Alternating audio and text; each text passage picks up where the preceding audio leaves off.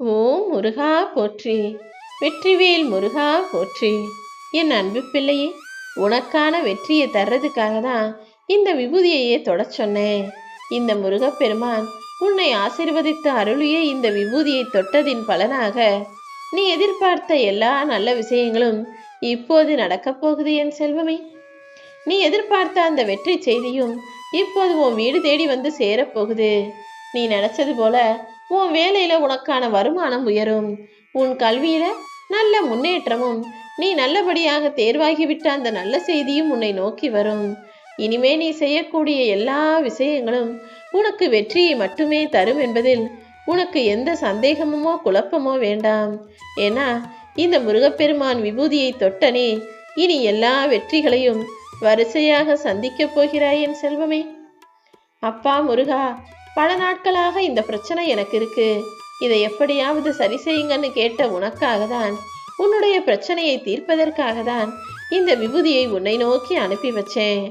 எனக்குன்னு ஒரு குழந்தை பாக்கியத்தை கொடுக்க மாட்டியா அழகு முருகா? நீயே எனக்கு வந்து குழந்தையாக பிறக்க மாட்டாயான்னு நீ என்னிடம் ஆசையாக பாசமாக கேட்கும்போது உன் மடியில் தவள வேண்டிய வேலைகளை நான் பார்த்து கொள்கிறேன் என் செல்வமே. உனக்கு குழந்தையாக நானே வந்து பிறப்பேன். உன் கைக்கு கனமாக அழகான அம்சமான பிள்ளையாக, உன் ஆசையை நிறைவேற்றக்கூடிய குழந்தையாக நானே வந்து பிறக்க போறேன். எனக்கு பிடிச்ச துணையை எனக்கு துணையாக அமைச்சுவை முருகா.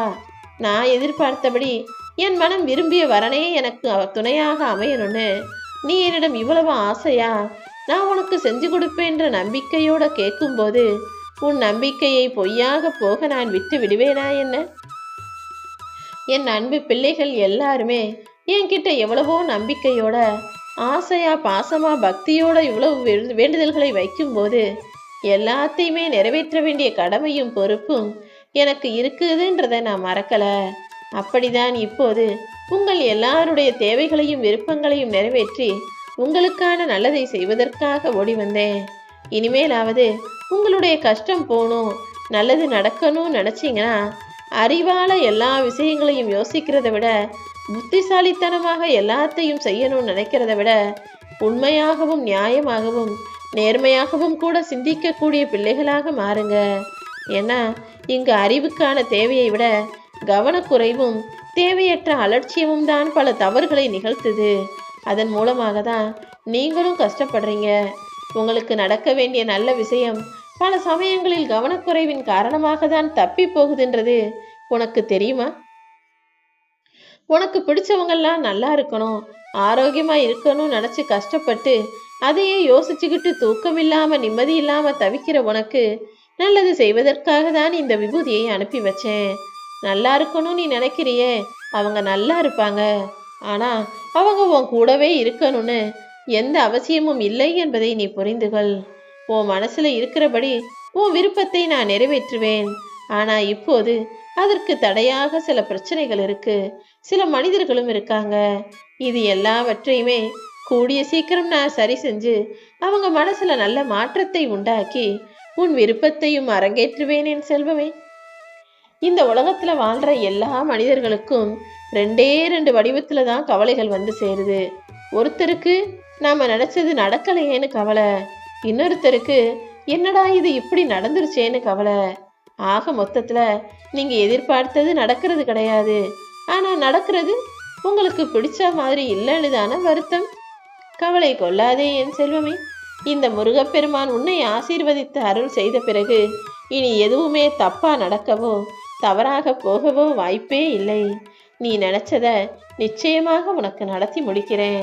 இதுவரைக்கும் தவறாய் போன விஷயங்களும் தப்பாய் ஆன விஷயங்களும் தாமதமாய் ஆகும் விஷயங்களும் கூட இனி சரியாக சீக்கிரமாக நல்லபடியாக நடக்கும்படி நான் அருள் செய்கிறேன் என் செல்வமே.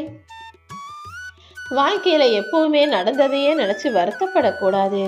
அதற்கு பதிலாக இனி நடக்க போறது நல்லதாக இருக்கணும்னு ஒரு எண்ணத்தை மட்டும் மனசுல வச்சுக்கிட்டீன்னா, நடக்கும் எல்லாத்தையுமே உனக்கு நல்லதாக உனக்கு சாதகமாக நான் நடத்தி முடிக்கிறேன்.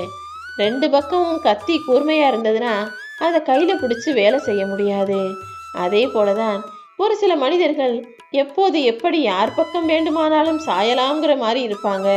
அவர்களை உன் பக்கத்துல நீ வச்சுக்காதே என் செல்வமே.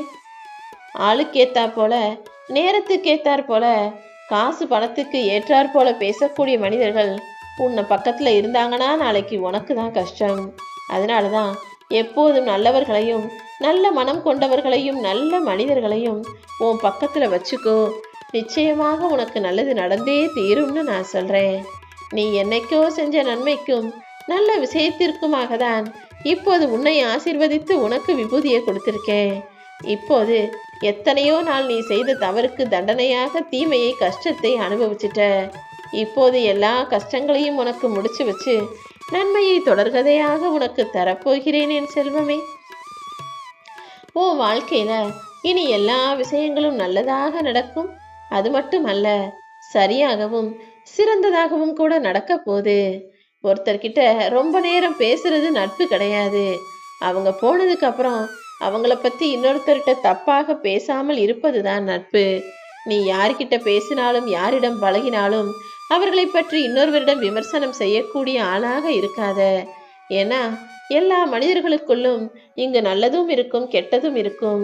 நீ பேசுறவங்க கிட்ட இருக்கிற நல்ல விஷயத்த அவங்க நல்லபடியா எல்லார்கிட்டையும் போய் சொல்லு.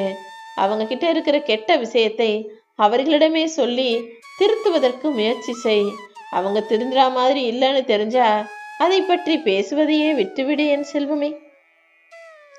எப்பவுமே உன் வாழ்க்கையில நீ நினைச்சது எதுவுமே நடக்கலையேங்கிற வருத்தம் உனக்குள் இருப்பது எனக்கு தெரியும். ஆனா இந்த எல்லா பிரச்சனைகளுக்கும் இப்போது முற்றுப்புள்ளி வைக்க போறேன். நீ எதை நினைச்சியோ எதை நடக்கணும்னு ஆசைப்பட்டியோ அதை அப்படியே நடத்தி தருவதற்கு தயாராக தான் இந்த விபூதியை உன்னை நோக்கி அனுப்பி வைத்தேன் என் செல்வமே.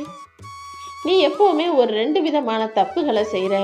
அதை மட்டும் மாத்திக்கிட்டினா எந்த பிரச்சனையுமே உன் வாழ்க்கையில வராது. என்னன்னா, சில விஷயங்கள் செய்யும் போது இது செய்யலாமா, இது சரியா வருமானு யோசிக்காமலேயே அவசரப்பட்டு செய்து விடுகிறாய். யோசிக்காமல் செயல்படுவது ஒரு தப்புன்னா, இன்னொன்னு நீ செயல்படுத்தாம சில விஷயங்களை யோசிச்சுக்கிட்டே இருக்க. எந்த விஷயத்தையும் ஒரு அளவோட யோசிக்கணும். அதற்கு பிறகு அதை செயல்படுத்த துணிந்து விட வேண்டும் தானே.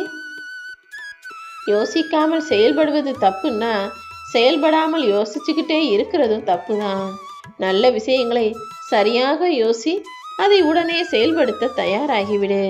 நிச்சயமா என் மேல பாரத்தை போட்டுட்டு முருகான்னு சொல்லிக்கிட்டு நீ எந்த செயலை செய்தாலும் அதை உனக்கு வெற்றிகரமாக சரியாக நான் முடிச்சு கொடுக்கிறேன்.